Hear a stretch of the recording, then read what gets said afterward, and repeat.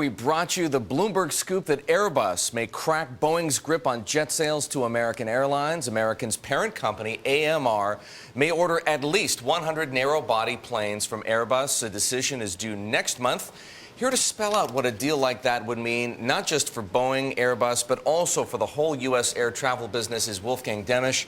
Wolfgang was a Wall Street aerospace analyst for more than 15 years. He now runs his own consulting firm, Demisch Associates. Wolfgang, great to have you here talking about this everlasting dogfight between Boeing and Airbus. My sense in this deal is that it's not just big because of what it would mean for Boeing cracking that monopoly at AMR, but also what it might mean for the whole U.S. domestic air travel business. Airbus doesn't have a big market share. Well, let's not get carried away. Airbus is United Airlines is a big Airbus customer. But mostly long-haul stuff, no. though, right?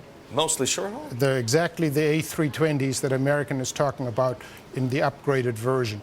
And American the A320neo, right? Yes. That's what it's called. Okay. And American used to fly Airbuses, and they just retired the last of them a little while ago.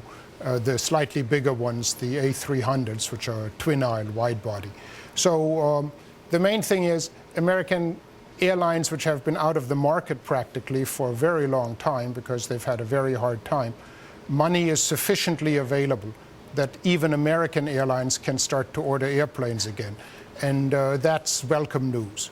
Now, bad news, though, for Boeing, if in fact this contract goes to Airbus. Look, Airbus just had the best Paris Air Show it's ever had. Spectacular. 730 planes, $72 billion of business. But again, you know, whoever heard of, you know, Indigo or AirAsia or whatever, these aren't household name airlines.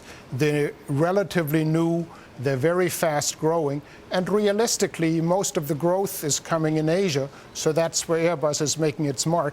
The U.S. coming back, however, in terms of new orders would be wonderful for both Boeing and Airbus.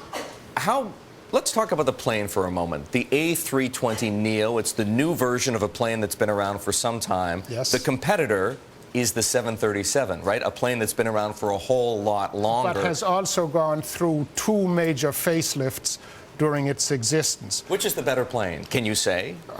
You can't really. The Neo will have a newer engine, so it'll burn a little bit less fuel. Hopefully they'll rationalize the production a bit more, so it might be a little cheaper. But then the euro is way up relative to the dollar, so realistically, Boeing should be able to undersell them. Is that ultimately, I mean, this is really where it gets interesting. How is Boeing going to respond to this competitive challenge? They have a problem. The 37 has been... The 737? Yes, has already been upgraded pretty much to the limits of the stretch. It's almost 45 years old, right? The original design? The original design, yes, dates back to the 60s.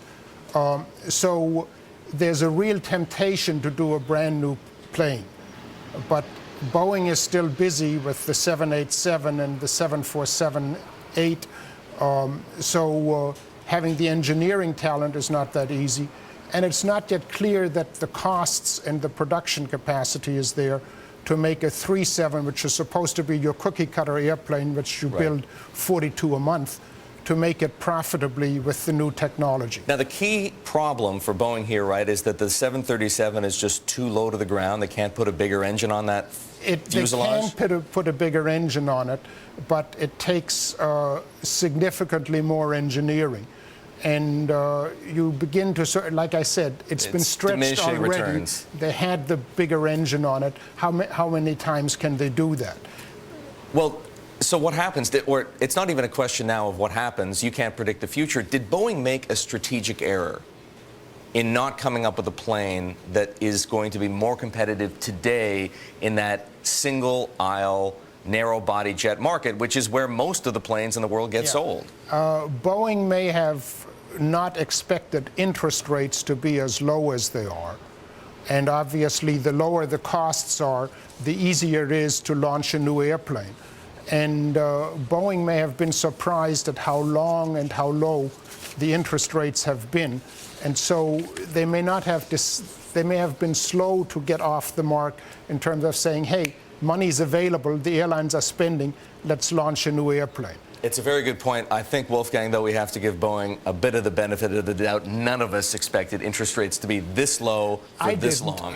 All right. Wolfgang Demisch, he runs Demisch Associates, former Wall Street analyst, talking to us about aerospace and what it might mean if Airbus actually wins that order from American Airlines parent company, AMR.